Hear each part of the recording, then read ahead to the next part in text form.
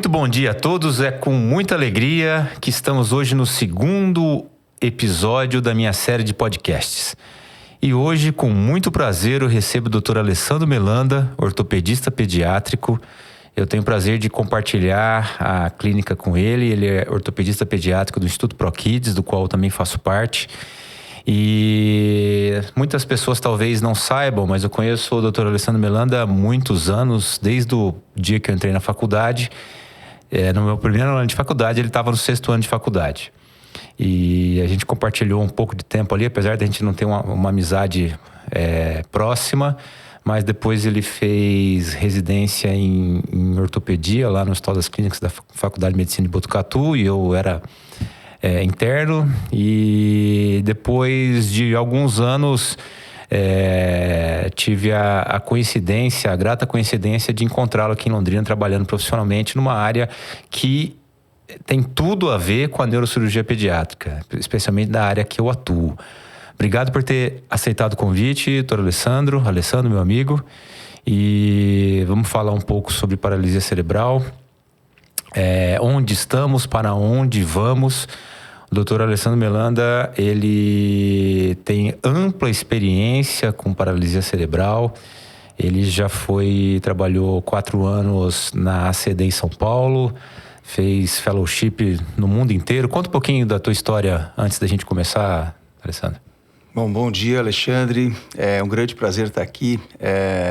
Acho que essa amizade que foi construída depois da gente se conhecer na faculdade, ela tem só crescido nos últimos tempos. É um prazer tê-lo como meu sócio no Instituto ProKids. Eu tive uma carreira, enfim, de várias passagens, assim como a sua, né? E 28 anos de formado, fiz residência em ortopedia na Unesp, fui para São Paulo e passei 3 anos completando com fellowship na Universidade da Califórnia, na ACD de São Paulo. Depois retornei, ou vim para Londrina, onde fiz meu mestrado, meu doutorado, e tenho atuado tanto na clínica privada quanto como docente da Universidade Estadual de Londrina. Perfeito. E, obviamente, que tudo isso, nos últimos tempos, foi enriquecido com a nossa parceria. Obrigado, que isso. Vamos falar, então, de paralisia cerebral. A gente tem algumas causas para paralisia cerebral, mas a causa mais comum é a prematuridade. Então, a criança que nasce antes das 37 semanas, principalmente aquelas crianças que nascem antes de 32, 30 semanas. Quanto mais precoce, foi esse parto, maior é a chance da criança desenvolver situações motoras que necessitam de tratamento neurológico e ortopédico. Uma dúvida que é muito comum na maior parte das famílias que a gente vê: a partir de quando que é necessário que se seja avaliada uma criança que possivelmente teve... Porque a criança, ela foi prematura, nem sempre todas as crianças que tiveram, por exemplo, que têm um diagnóstico de alguma lesão cerebral, quer dizer, algumas crianças que têm diagnóstico de lesão cerebral vão desenvolver deformidades. Mas tem crianças que não tiveram diagnóstico, que foram prematuras e não tiveram nenhum diagnóstico de nenhuma intercorrência neurológica, que acabam também desenvolvendo alguma situação que merece investigação e tratamento ortopédico. Então, essas crianças prematuras, a partir de quando que elas precisam ser vistas pelo ortopedista pediátrico? Essa questão ela é fundamental. A resposta básica, 2 anos de idade. 2 anos seria um momento muito interessante, porque ela já vai ter alguma maturação e é um momento onde a gente pode determinar tanto as capacidades motoras quanto os riscos de desenvolvimento de alguma deformidade. Até porque a gente tem que lembrar que essas crianças, elas são, do ponto de vista de formação, absolutamente normais. E a lesão neurológica é que produz efeitos ao longo do tempo, produzindo deformidades musculoesqueléticas. É claro que essas crianças, elas precisam ser acompanhadas, estimuladas pelo serviço de reabilitação desde logo depois do nascimento. Certo. Então, crianças prematuras antes de 32 semanas têm que ser estimuladas. Eu costumo acompanhar essas crianças, porque eu vejo muitos dessas crianças lá na UTI, né? Muitos pediatras, intensivistas pedem para eu avaliar essas crianças lá na UTI. E quando da ocasião da alta, mesmo que a gente saiba que não houve nenhuma lesão neurológica significativa, eu sempre encaminho para fisioterapia, fonoterapia, terapia ocupacional, que é coisa que ajuda a gente também. Os terapeutas, em cada momento, eles vão sugerir tratamentos, né? E podem nos ajudar. Mas me veio uma questão agora, só fazendo um paralelo. A criança, a gente vai analisando os marcos neurológicos da criança, né? Até quando que uma criança é considerada, entre aspas, normal dela começar a andar? 1 ano e meio? Antes? 2 anos? Como que é isso aí? Independente da paralisia cerebral, o que a gente considera normal para uma criança começar a marcha? Voltando para aquela resposta da paralisia cerebral, eu disse que é um marco bem importante. Todas as crianças têm que passar pelo ortopedista pediátrico. Crianças que têm apresentado algum risco de desenvolvimento de paralisia cerebral com 2 anos de idade. Mas a gente sabe que são crianças que necessitam de uma estimulação precoce. Isso é feito pelo serviço de reabilitação, fisioterapia, terapia ocupacional, algumas vezes hidroterapia. Então, essas crianças são acompanhadas e estimuladas. Obviamente que se no transcorrer desse acompanhamento e avaliação dos anos iniciais de vida, houver alguma situação, o pediatra ou o próprio serviço de reabilitação tem que encaminhar para o ortopedista pediátrico avaliar. Às vezes uma tensão muscular que não está sendo adequadamente conduzida e precisa ser resolvida para que a evolução continue, né? Uma criança normal, ela tem alguns marcos de evolução. Então, ela firma o pescoço por volta de 3 meses, senta por volta de 6 meses, engatinha entre 9 e 10 meses e anda em torno de 1 ano até 1 ano e meio. Então, até 18 meses ou 1 ano e meio, é normal uma criança andar. Existem famílias que andam um pouco mais tarde, famílias que andam mais cedo. Então, isso muitas vezes é até uma questão familiar. Mas passou de 1 ano e meio, chega com 1 ano e 4 meses, os pais já estão desesperados. Então, é normal, ainda pode ser considerado normal, criança com 1 ano e 3 meses, 1 ano e 4 meses, ainda não estar andando. Mas ela deve estar se apoiando, né, nessa fase. Exatamente. Eu diria assim, que às vezes a gente não tem um sinal vermelho aceso, que é 1 ano e 8 meses, 1 ano e 6 meses, 18 meses, acende o sinal vermelho, olha, aí não é mais normal. Mas se 1 ano e 4 meses, o sinal amarelo acendeu. E aí a gente começa a prestar atenção. Olha, família toda andou com 11 meses, 12 meses. Só ele está com 1 ano e 4, né? Quer dizer, não tem uma história familiar de serem andadores tardios.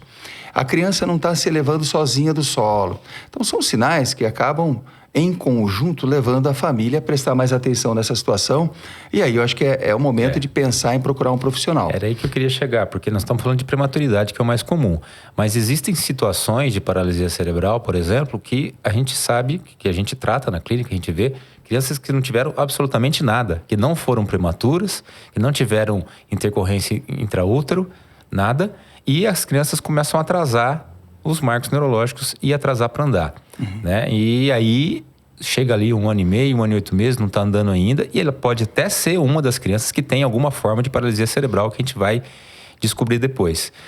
Quando a criança começa a andar, ela começa a andar, obviamente ela não começa a andar já com a marcha totalmente madura. Quanto tempo leva para a gente poder dizer que aquela marcha está madura? Porque geralmente as crianças começam a andar com o pezinho meio para dentro, assim, né? Então, tem muitas mães que falam, ele tá pisando errado. Até quanto tempo a gente tem que esperar isso para dizer se tá pisando para dentro mesmo, se o pezinho tá torto? Como é que é a maturidade da marcha? Essa é uma pergunta que eu posso te dizer que foi motivo de estudo. Tem um grande mentor meu, o americano David Sutherland, ele fez um livro mostrando a evolução da marcha humana, avaliando crianças desde o início da deambulação até por volta de 14 anos. E o que a gente sabe a marcha normal começa a acontecer ali perto de 12 meses, mas pode vir a acontecer até 1 ano e meio. Ela é imatura no seu início, então a criança anda com a base de suporte, quer dizer, pezinhos afastados, cotovelinhos levantados, não fazem a reciprocação do braço durante o andar, os movimentos articulares são um pouco menores e ela vai amadurecendo. A marcha ela já está muito próxima do ponto de vista de movimentos, ou madura, por volta dos 4 anos de idade. E ela está completamente madura, que é exatamente como o adulto anda, em torno dos 7 anos de idade. Então é uma coisa lenta. É uma coisa lenta, isso numa criança normal. Se a gente imaginar uma criança com algum distúrbio neurológico, como paralisia cerebral, os marcos vão atrasar e o próprio amadurecimento desse padrão dela vai atrasar mais ainda. Tem aquela criança que até começa a andar na hora certa, mas ela começa a ter um padrão de marcha diferente. A mãe fala assim, mas tá estranho isso. Quais são os sinais que seriam mais fáceis das famílias conseguir ver, perceber e dizer que de repente tem alguma coisa errada que mereça ser investigado? Isso é bem interessante mesmo. Porque assim, quando a gente fala de marcos, parece que toda criança que anda dentro daqueles marcos é uma criança normal. E é verdade mesmo. Às vezes você tem crianças andando ali com 1 ano e 3 meses, 1 ano e 4 meses, até com 1 ano de normal. Os marcos estão preservados. Porém, ela está apresentando um padrão que não é o habitual. Por exemplo, andando na pontinha de um dos pés. Né? Isso não é esperado. Né? A gente espera nessa fase que os 2 pés estejam plantados no chão. Pode estar um pouquinho aberto ou afastado um pezinho do outro, mas um na ponta e outro todo no chão. Então, assim, é muito frequente, por exemplo, nos quadros ter envolvimento de um lado do corpinho só, manter o marco, né? Quer dizer, andar na fase esperada, na época esperada, porém com alguma alteração no alinhamento, posicionamento. Acabei de ver uma criança, agora cedo, que ela começou a andar com 1 ano e 3 meses, e só que os pais acharam que tinha alguma coisa errada. E eu vendo os vídeos, e realmente a perna esquerda, ele faz um jogo no quadril, e ele leva para frente com um jogo no quadril. Então ela tem uma paresia, uma fraqueza da perna esquerda. Aí acabou sendo investigado e foi encontrado um cisto de aracnoide em cima da área motora direita, que explica absolutamente tudo isso. Né? Então, assim, a criança começou a andar no seu limite certo, mas a marcha não estava ok. Então, precisou ser investigado. Isso é muito interessante porque quando ela vai num profissional onde ele tem capacidade de avaliar isso, ele não fica focado único e exclusivamente, por exemplo, num pé. Quando ele vai ser avaliado lá na clínica, enfim, profissionais que têm essa habilidade de determinar da onde vem a alteração, ou então ver a criança como um todo, ele consegue determinar que muitas vezes o problema não é no pé, o problema é na coordenação motora. Nesse caso, por exemplo, você percebeu que tinha um movimento no quadril e não ficou avaliando só o quadril, você começou a avaliar a criança como um todo e encontrou que ela tinha um distúrbio neurológico e a causa era absolutamente diferente do que aquilo que estava sendo visto no primeiro momento. Isso é muito frequente. A criança muitas vezes chega no consultório, a mãe falando, olha, o pezinho dela, isso aconteceu ontem, por exemplo, o paciente, olha, o problema é o pezinho dela desabado. Aí você vai examinar, na verdade a criança tem uma hipotonia, quer dizer, ela é mais mole. Não é o pé é uma consequência. Foi o que chamou atenção. Então, essa é a avaliação que provavelmente a criança precisa. E agora você fez um gancho que é onde eu queria chegar. A gente vem trabalhando junto desde 2018, se não me engano, e nós fomos percebendo as necessidades. Então, assim, as crianças com estas dificuldades, muitas vezes elas são vistas pelo ortopedista, encaminhado para o neuropediatra, que aí pede um exame, encaminha para o neurocirurgião, que depois volta para o ortopedista, e isso aí leva, às vezes, meses nisso. E nós começamos a fazer uma consulta multidisciplinar, né? Que a gente chama na clínica de espasticidade, que na verdade é uma clínica de avaliação multidisciplinar, entre outras coisas, a gente vê espasticidade. E a gente tem conseguido agendar ou no mesmo horário a avaliação da criança ou em horários próximos, considerando que as nossas salas são vizinhas ali. 3 passos. Uma da outra. Então, a maior parte dos casos que nós conseguimos avaliar, nós avaliamos no mesmo tempo, né? Então, você pede minha opinião, eu peço a sua opinião e a gente já sai com um diagnóstico. Você já trabalhou, né, na CD, já conhece o serviço do SAR em Brasília. É comum esse padrão de atendimento multidisciplinar? Não é comum. E é bastante difícil. Eu diria que assim, a dificuldade é ter pessoas com uma boa formação, convivendo no mesmo espaço. Porque desde sempre o atendimento dessas crianças é multidisciplinar. Desde o dia que ela nasceu, ela está lá numa...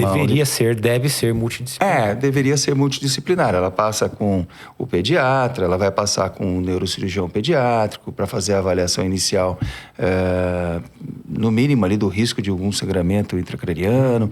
Depois ela passa por processo de reabilitação com fisioterapia, terapia ocupacional, hidroterapia e dali a pouco ortopedista pediátrico. Enfim, é um acompanhamento multidisciplinar, desde sempre. Agora, ter todo mundo no mesmo espaço, os centros de reabilitação, eles têm esse desejo, mas existe uma dificuldade de colocar todo mundo no mesmo espaço. Por exemplo, hoje, o Instituto ProKids, nós temos à disposição o pediatra, o neurocirurgião pediátrico, o ortopedista pediátrico. Para avaliação pré-operatória, a gente tem a cardiologista pediátrica, a gente tem, associado ao nosso serviço, um laboratório de movimento, laboratório de marcha, a gente tem um neurocirurgião funcional, enfim, todos com uma proximidade, conversando. Acho que essa conversa que a gente está tendo aqui, eu até tinha falado pro Alexandre, falei, é a conversa que a gente tem no dia a dia lá na clínica. Né? Eu vou na sala dele, Alexandre, estou tendo essa experiência, qual que é a tua visão? Eu acho que a gente tem ganho, né? Eu tenho aprendido, você tem aprendido também. E sem dúvida o ganho maior são com os nossos pacientes, né? Sem dúvida. Que são atendidos por pessoas que têm experiência. E muitas vezes eu tenho feito consultas online, né? Com o Brasil todo, até famílias de fora. Nós já atendemos até antes desse boom da pós-pandemia, boom de consulta online. Uhum. Nós tivemos uma família da Suíça, né? Que veio para cá. Uma criança. E que, filha de brasileiros, que vieram para cá para o tratamento, acabou fazendo tratamento mais ortopédico do que neurológico. Uhum. Porque muitas vezes as mães veem o tratamento, por exemplo, da risotomia dorsal, que nós vamos falar, que muitas vezes muda totalmente a vida da criança, da família, melhora a qualidade de vida, mas, dependendo de cada caso, às vezes a criança não precisa só da risotomia ou não precisa da risotomia, precisa de algum outro tratamento ortopédico que muitas vezes pode preparar a criança para aquele processo ou evitar tratar deformidades que já existam e não adianta a gente tirar a espasticidade e se não for tratada a espasticidade. Para a gente continuar nessa conversa, vamos voltar então para os prematuros, né? Então, o prematuro é visto inicialmente por mim ou pelo fisioterapeuta, passou com você ali por volta dos 2 anos de idade, e aí esse prematuro começa a ter espasticidade. A ESPA, parece um nome complicado para quem não está acostumado, né? Espasticidade é um efeito no músculo velocidade dependente. Né? Quanto mais você vai esticar aquele músculo, é um efeito de que ele segura o estiramento do músculo, né? Acho que você pode explicar melhor que... Não, eu acho que é por aí mesmo. É basicamente quando a gente fala assim para as mães, é uma criança mais dura, né? Nos braços e nas pernas. Nos braços e nas pernas. Depende de onde está o envolvimento, né? E é claro que do ponto de vista técnico é perfeito. É realmente velocidade dependente. Você Quanto faz mais o movimento, ele segura. Você faz, ele segura. Fica parece restrito. O sinal do canivete que a gente fala, que você vai abrir o canivete, né? Mas diferente, por exemplo, do hipotônico, que é aquele mole, o hipertônico é aquele durinho. E geralmente é o espástico, né? E esse espástico, ele vai precisar ali, por volta de 2 anos de idade, qual que é a primeira forma de tratamento? Primeiro a gente tem que saber, né? Se é uma espasticidade mais global ou se é uma espasticidade focal, né? A gente costuma ver, às vezes, espasticidade que chama mais atenção nas perninhas, né? Que não está deixando a criança andar ou ter o posicionamento das pernas. Então, a gente já ouviu falar muito do Botox. O que você tem para me dizer a respeito do tratamento atual, mais up-to-date com relação ao Botox? Então, paralisia cerebral, onde estamos, né? Onde estamos. Com relação a essas crianças que são avaliadas por nós, a primeira coisa é entender o objetivo. Né? A criança vai chegar na clínica, tem todo um histórico de desenvolvimento, a gente vai tentar entender onde ela está em termos de desenvolvimento. Ela já está controlando o pescocinho, já está sentando, já está engatinhando, já está começando a dar os primeiros passos, e aí a gente identifica se existe, por exemplo, alguma tensão muscular alguma espasticidade que esteja interferindo com a evolução dela. Algumas vezes a espasticidade ela pode não estar interferindo, outras vezes ela pode estar interferindo. Ao invés dela estar conseguindo já andar independentemente, ela está dependendo de alguém, porque ela não consegue colocar os 2 pezinhos no chão. Isso diminui a base de suporte e deixa mais o equilíbrio dela, que é um pouco deficitário, fica menos suficiente. Se ela tivesse os 2 pezinhos no chão, provavelmente ela já estaria andando. Então, essa avaliação inicial para determinar se a espasticidade ou a tensão muscular está interferindo com a evolução, ela é fundamental e ela só é feita por aqueles que estão acostumados a fazer. Depois disso, a gente traça um plano. O plano inicial sempre é usar as nossas ferramentas da maneira mais adequada possível. Então, a fisioterapia ajuda, importantíssimo. O uso de aparelho ortopédico pode ser indicado. A toxina botulínica, Botox, é uma ferramenta muito importante. Entretanto, ela já foi usada de maneira muito intensa, de maneira muito excessiva. Hoje, nós sabemos muito bem que ela tem o objetivo de permitir que esse paciente continue sua evolução. Até porque não é um tratamento definitivo. Ela vai durar ali 4 a 6 meses. Então, a gente vai tentar fazer com que essa espasticidade diminua por um tempo, manter a evolução motora dessa paciente, até que em um determinado momento, caso a espasticidade realmente seja muito significativa, a gente vá para tratamentos mais definitivos.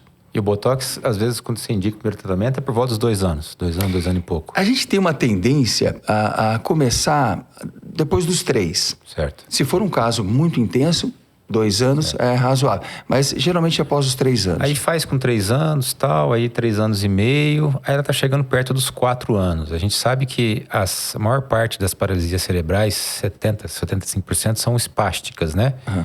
E elas podem ser espásticas puras ou mistas com distonia, com algum movimento extrapiramidal, mas vamos falar das espásticas puras. Uhum. E ali, próximo dos 4, 5 anos, é quando a criança define qual que é a sua dificuldade. Essa é a palavra, define. Ela define qual que é a sua dificuldade. Aí você fez 1 Botox, 2 Botox, 3 Botox. Atualmente, talvez 2 parando Botox. No segundo, né? Então, nos casos... 3 a gente já está pensando bastante. Mas por que não faz mais, então? Acontece alguma coisa com o músculo? Olha, assim... Ultraestrutura?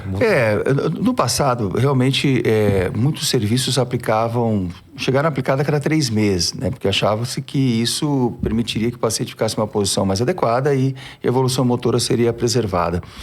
O que a gente vê é o seguinte... O Botox é uma ferramenta, mas tem que se saber usá-la, né?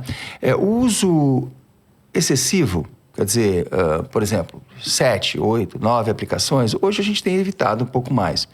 E pode levar a algum tipo de lesão mais definitiva no músculo, né? Esses são estudos mais recentes, existe algum questionamento em cima disso, então a gente voltou um pouco atrás. E hoje a gente tem usado com aquele objetivo de tentar amenizar o quadro até que a criança consiga se definir do ponto de vista motor para tratamentos mais definitivos serem realizados. A criança se define, ela não tem movimentos extrapiramidais, que são movimentos involuntários, que é mais fácil de entender. A criança não tem movimentos extrapiramidais e acaba tendo a tendência daquela marcha em tesoura, né? A perna cruzando na frente, né? Então, a opção que a gente acaba colocando em voga é a risotomia dorsal seletiva, que por muito tempo o Dr. Alessandro acabava indicando para outros colegas, porque não se fazia aqui em Londrina, e a partir de 2017, né? Com a nossa aproximação aí, eu vinha da minha formação, eu aprendi a risotomia, não foi nem na residência, foi no fellowship na Alemanha, e 2011, só que eu não tinha como praticar, porque eu não tinha paciente, não tinha onde, né, começar a fazer. E eu voltei um pouco lá para Ribeirão Preto, onde eu fiz minha residência, fui ver como é que o pessoal fazia. E 2017 trouxe um colega de lá, o professor Dr. Marcelo Volpon, que começou a ajudar a gente aqui nos primeiros casos. E a gente foi criando a nossa experiência, né? E hoje eu tenho a grata satisfação de dizer que nós somos o grupo que mais faz risotomia dorsal seletiva, esse tratamento no estado do Paraná. estamos aí com 23 casos, se não me engano. Nós tivemos a pandemia que atrapalhou demais, os anos aí de 2020, 2021, deve ter feito um caso cada ano, que é uma cirurgia absolutamente eletiva, né?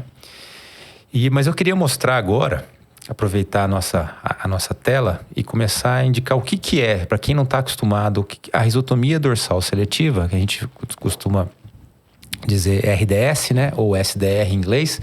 Então, é um procedimento feito na coluna lombar, na parte mais baixa, médio-baixa aqui da coluna, em crianças e adolescentes com paralisia cerebral do tipo espástica, na grande maior parte das vezes é quase sempre bilateral, um lado um pouco mais afetado que o outro, para reduzir a espasticidade dos membros inferiores, melhorar a funcionalidade e a sua habilidade motora. Melhora a dor, porque você imagina uma criança espástica, aquela criança que fica com a perna dura o dia inteiro. E os braços, muitas vezes. É como se você ficasse o dia inteiro fazendo força.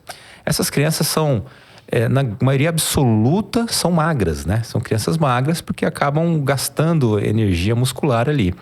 E a gente tem visto que esse tratamento tem melhorado, inclusive mesmo a cirurgia feita nas raízes dorsais, lombares, sacrais, tem melhorado a coordenação das mãos, inclusive, né? Especialmente a coordenação fina. No próximo slide, a gente mostra, então, por que a gente está dizendo que a criança se define, né? Acho que você podia explicar melhor essa classificação para a gente. Cada criança é única, a gente não tem dúvida disso. Eu mais de 25 anos atendendo crianças com paralisia cerebral e eu juro para você que eu nunca vi duas crianças iguais. Tem alguma nuance diferente. Agora, é claro, para que a gente possa criar experiências e possa comparar os resultados, a gente precisa, de alguma maneira, classificá-las, né? Então, foi desenvolvido essa classificação, a classificação motora, o GMF-CS, né, que vai de 1 a 5, sendo o número 5 as crianças com menos capacidades motoras e número 1 aquelas que conseguem correr, pular e tudo mais. Então, normalmente a gente classifica, lembrando que cada uma é uma, a gente sabe das nuances, mas a gente tem uma tendência a classificar para poder aumentar a nossa capacidade de comparar resultado e criar experiências, né? Então, feita essa classificação, a gente consegue identificar quais são os objetivos do tratamento de cada criança. Sempre as crianças se beneficiam de tratamento, né? Não é porque a criança ela tem um nível neurológico com menos capacidades que ela não vai ser motivo de algum tipo de tratamento, né? A gente só precisa selecionar o melhor tratamento no melhor momento e sempre lembrando os objetivos, né? Uma criança, por exemplo, que está correndo, a gente quer melhorar algum posicionamento, diminuir um pouquinho a tensão. Por isso que a gente, né, chama do paciente-alvo, né? Paciente-alvo. Pode passar. E exatamente em relação à risotomia, que eu acho que é o que você vai falar agora, é claro que a gente tem esse paciente-alvo, né? Que é o paciente que vai se beneficiar mais, apesar de que você tenha aumentado bastante o espectro do paciente-alvo. A gente tinha algum tempo... Esse slide é até um pouco antigo, né? Mas o paciente-alvo sempre foi o 3, né? O 2, muitas vezes, o 4... E era considerado, até um tempo atrás, bomba de baclofeno, né? Mas isso tem caído também, né? A gente tem tirado muitas vezes a bomba de baclofeno para fazer risotomia dorsal, inclusive no grau 5. Mas uma coisa que tem que ficar... Então, essa classificação visual ela é importante, né? Então, no primeiro, a criança consegue subir escada até com alguma dificuldade, né? No segundo, ela anda com um pouco mais de dificuldade, mas você pode ver que é uma criança, quando está andando, ele está mais travadinha, né? Não tem o movimento dos braços. Quando vai subir escada ou vencer algum obstáculo com mais ajuda. No 3, distâncias curtas, ela consegue se virar sozinha, talvez dentro de casa, usando o andador. Para distâncias mais longas, ela se leva com a cadeira. O 4 não consegue ter nada sozinho, precisa sempre de ajuda, né? Uma cadeira motorizada, alguém levando a cadeira, ou alguém ajudando no andador. E o 5, aquela criança que está sempre dependente da recumbência, né? Está mais deitado, mais sentado, né? No próximo, a gente vê a classificação quando a gente fala muitas vezes da diplegia espástica, né? Esse nome é muitas vezes usado, né? Diplegia, triplegia, quadriplegia, quando a gente vai falar de alterações cerebrais, né? O cérebro causando... O mais comum da gente ver é a diplegia espástica, que muitas vezes ele é bem acometido dos membros inferiores e um pouco, sim, acometido dos braços, só que é mais das pernas do que dos braços, né? E a quadriplegia, quando é mais próximo. Geralmente esses são os 5, né? O 5 está aqui nessa quadriplegia. E você tem nuances aqui de 3 e 4 entre os dois. No próximo, a gente vai ver, então, que a gente procura sempre... Por que a gente procura um paciente-alvo? Porque a gente quer o melhor resultado possível. Mas hoje o melhor resultado possível é o que se pode dar para a família.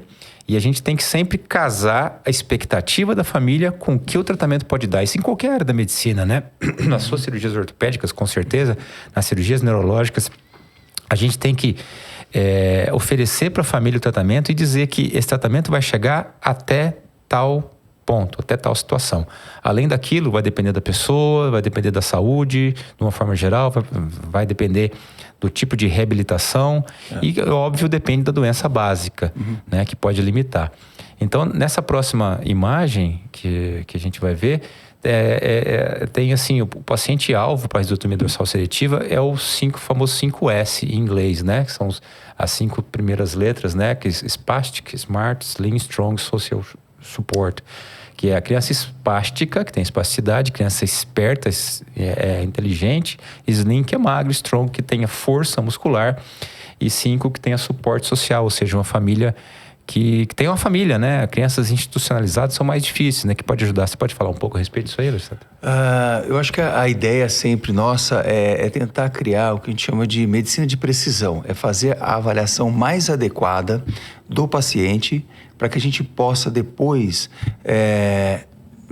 encaminhá-la para o melhor tratamento possível. Quando a gente fala da risotomia dorsal seletiva, e eu acho que isso a gente conversou a falar lá em 2017, o dia que eu te conheci, né? Reconheci, né? Revi, eu falei, Alexandre, você precisa trazer isso para Londrina. Isso é fundamental. Eu tenho tratado essas crianças, mas em alguns momentos a gente precisa de algo mais, a gente está com essa falta aqui. Eu acho que isso foi muito legal. Você criou uma experiência, como você mesmo disse, é o local que faz mais risotomia dorsal seletiva do Paraná. E essa experiência fez com que a gente, claro, usasse as orientações de serviços que já iniciaram esse tratamento há mais tempo, né? A gente trouxe muita coisa até do processo de reabilitação do pessoal do Gillette, de St. Paul, dos Estados Unidos, a técnica da Park, de St. Louis, né? Menos invasiva. A experiência do pessoal do Ribeirão Preto, enfim, todo esse pool aí fez com que a gente tivesse essa experiência agora de Londrina. Agora, o paciente-alvo, ele é o paciente espástico puro, inteligente, que a família tem interesse no processo de reabilitação, criança forte, que tem um controle sobre o movimento, quer dizer, é bastante ela consiga ter algum controle do movimento, né? E aí o que a gente vê é que, assim, esse paciente-alvo, ele é aquele paciente que ele chega na clínica e a gente já sabe que ele vai se beneficiar. Ele entrando no consultório, você já sabe, né? A gente vai, algumas vezes, esperar o momento ideal, que pode ser com 4, 5, 6, 7 anos de idade, mas a gente já sabe. Agora, existem aqueles pacientes que eles não são exatamente o alvo, mas eles estão em torno do alvo, que às vezes a gente vai levar com outros tratamentos por um tempo até a gente checar que ele pode ser enquadrado, né? Acaba entrando no funil, né? Enquadrado. Por isso que eu acho que a avaliação multidisciplinar ela é importante, porque muitas vezes eu falo, Alexandre, esse paciente tem indicação de risotomia, né? E aí, ou então você vem para mim e fala, e às vezes a gente ou às vezes a família vem, né? A família, vem para risotomia. Eu falo, mas esse caso não é... Vamos ver com o doutor Alessandro. Né? Não, tem coisa a mais para fazer ortopédica do que... Né? Às vezes você precisa fazer alguma coisa antes, corrigir uma deformidade para ele entrar no padrão. E aí o próximo slide vai mostrar mais detalhes aí sobre o paciente-alvo. Então, assim, geralmente esse aqui é o imprint, assim, né? É o carimbo do paciente-alvo, né? Aquele deambulador, 4 a 9 anos. É óbvio que tem variações disso aí, né? Então, às vezes eu mostro esse slide, então 9 anos, depois do 9 não pode mais. Não, a gente faz você tem resultado 17, bom 18, disso, 19 anos, às vezes, né? diplégico, espástico puro, bom controle seletivo. Quer dizer, você pede para a criança levantar a perna direita, ela vai levantar a perna direita. Geralmente essas crianças têm cinesias, né? Quer dizer, levanta a perna direita, mexe um pouco à esquerda, né? Mas tem que ter algum controle seletivo. Controle de tronco, que pode ser... Às vezes a criança não tem tudo isso, mas não tem controle de tronco. Então a gente pede para fazer mais fisioterapia, para melhorar o core, melhorar a musculatura abdominal, para ele ter uma reabilitação melhor depois. E boa condição de reabilitação. Grau 2 e 3 são os melhores. E, claro, se não foi ainda submetida a correções ortopédicas, essa criança vai ter uma evolução muito boa. Por isso que a gente precisa pegar essa criança desde o começo, porque ela não vai desenvolver deformidades. Óbvio que já operei crianças que já tinham sido feitas as correções ortopédicas, o Alessandro vai falar melhor, muitas vezes corta-se o músculo, né? E aí perde força. Como é que é isso? Essa é a parte que eu não faço, né? Certo. Fazer a criança perder força. A gente luta incessantemente para evitar o aparecimento da deformidade, né? Porque, lembrando sempre, a causa do processo, ela vem lá do computador central, do cérebro. E esse descontrole por conta da lesão no cérebro leva ao aparecimento de deformidade com o passar do tempo. Então, todo o processo é evitar o aparecimento de deformidade. A fisioterapia, uso de órtese, uma medicação que pode ser via oral ou aplicada no músculo. Quando esse paciente desenvolve uma deformidade, que algumas vezes com todo esse processo aparece deformidade, o que nós temos feito nos últimos tempos é atuar do ponto de vista muscular e esquelético para que esse paciente perca o mínimo de força muscular.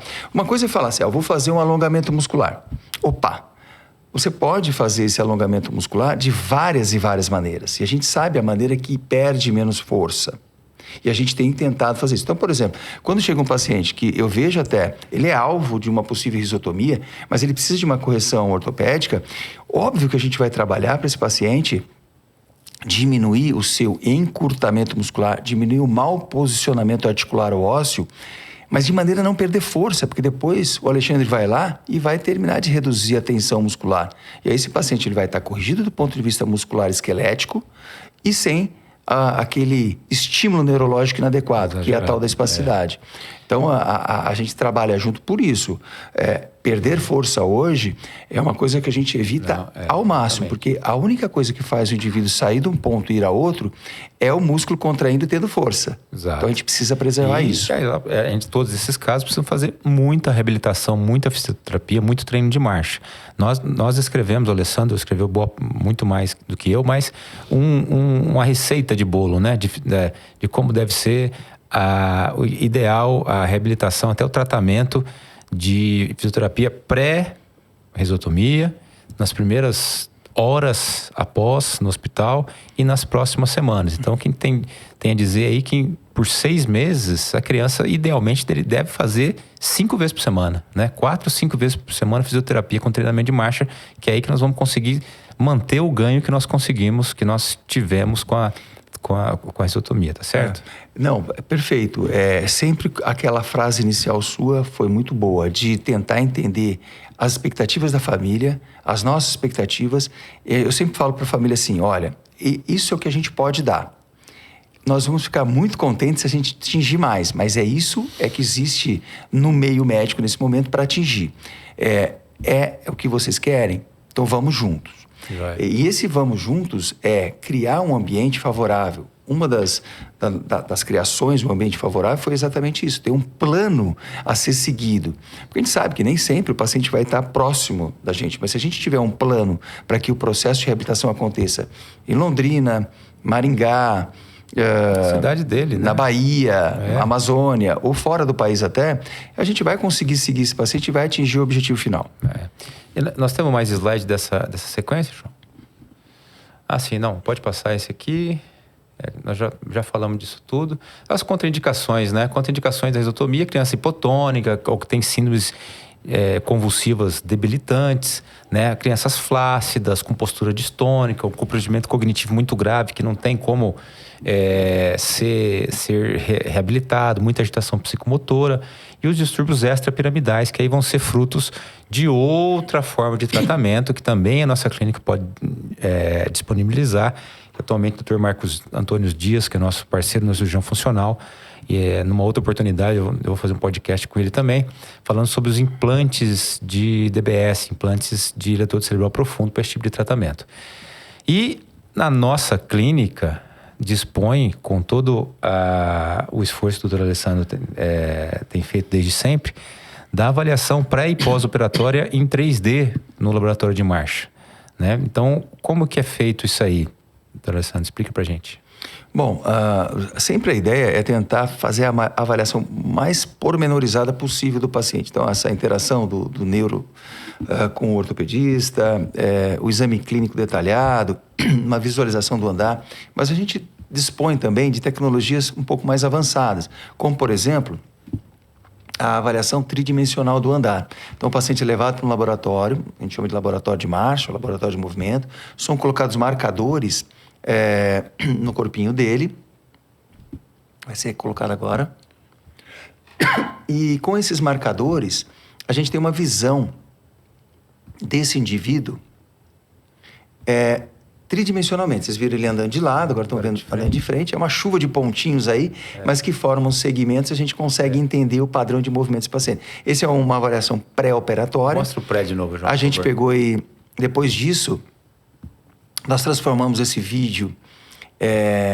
Então, aí ele andando de lado, né? Andando de lado. Tem uma dificuldade, né? O passo é menor, anda na ponta do pé. Anda na ponta do pé. Ele tem uma rotação que é mais visível. Olhando pela frente, os pés são rodados. Você vê que falta uma harmonia do movimento. Exatamente. Né? Ele tinha deformidades musculares e esqueléticas. E esse paciente, a gente avaliou também os gráficos, que é o que mais dá em Isso o computador mostra depois, né? Melhora muito a avaliação pra gente. A gente vê o gráfico da pelve, do quadril, do joelho, tornozelo, do pé, tanto na visão de frente, de lado e rotacional. E a gente determinou um plano de tratamento para ele, que passaria por uma correção cirúrgica, ortopédica e depois um processo de reabilitação.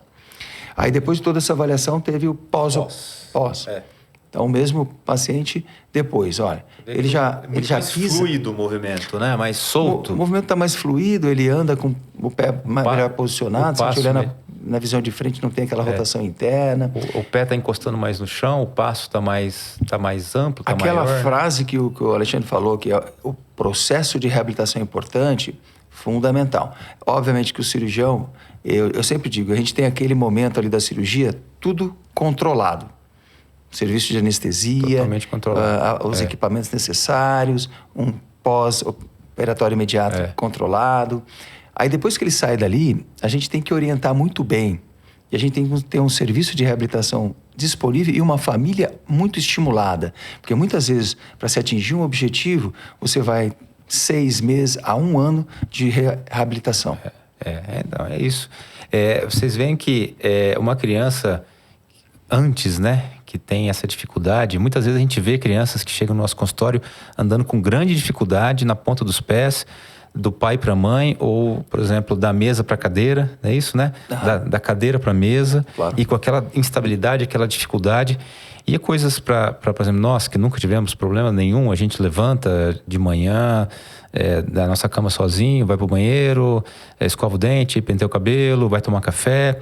Então, a gente tem relatos de famílias, né, de crianças aí, pré-adolescentes, que muda completamente a vida da criança, ela conseguir levantar sozinha da cama, escovar seu dente sem ajuda, se trocar sem ajuda. Até irritabilidade.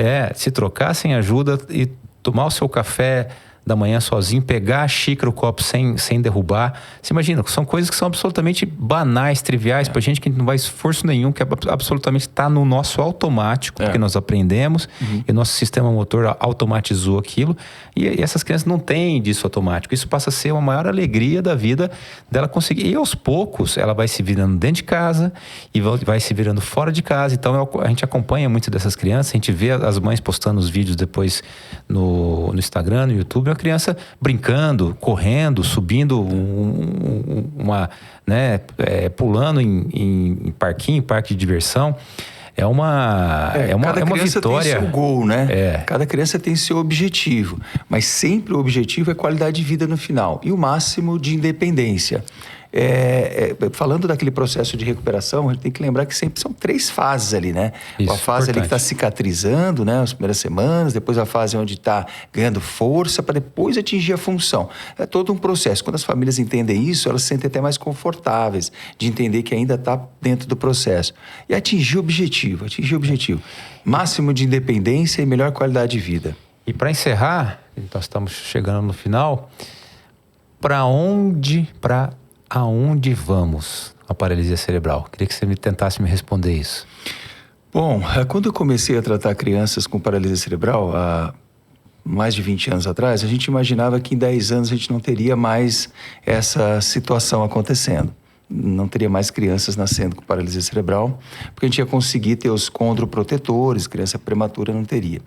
Acho que isso continua como uma grande ideia, proteger as células nervosas da criança que são mais vulneráveis, por exemplo, as prematuras. Esse é um ponto. Aquelas que já têm o quadro, o que a gente tem percebido é que assim, a avaliação, as táticas cirúrgicas, o momento de fazer, que há algum tempo atrás era o que fazer. Uhum. Hoje passou a ser não só o que fazer, mas quando fazer. E como, né? Existe a cirurgia, por exemplo, a risotomia. O paciente ideal. Avaliamos, aquele é o paciente ideal. Mas quando fazer? Não vai ser com 3, com 2 anos. A partir de 4, provavelmente até 9, mas com alguma expansão desse limite. A mesma coisa com cirurgia ortopédica. A gente evita ao máximo antes de 6, 8 anos. Provavelmente aquelas cirurgias de múltiplos níveis, 12 anos, seja uma idade muito interessante. Então a gente foi crescendo no entendimento do que fazer, quando fazer. E os equipamentos auxiliares têm melhorado muito também. Sim, sem dúvida. E o Brasil tem conseguido, a gente tem conseguido trazer para o Brasil equipamentos de ponta também no processo de reabilitação e nos cuidados do dia a dia. Da cirurgia também. Então, hoje a gente opera com um microscópio sensacional.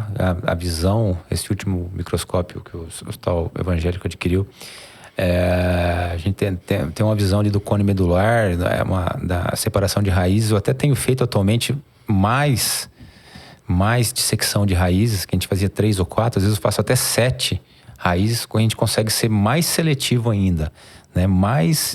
Selecionar ainda mais. O que é muito melhor, né? O que é muito melhor. Deixa eu te fazer uma pergunta. Esses pacientes, o senhor já ganhou experiência, o que mudou na vida deles, assim? Porque muitas vezes a gente tem dificuldade de medir, né, a mudança.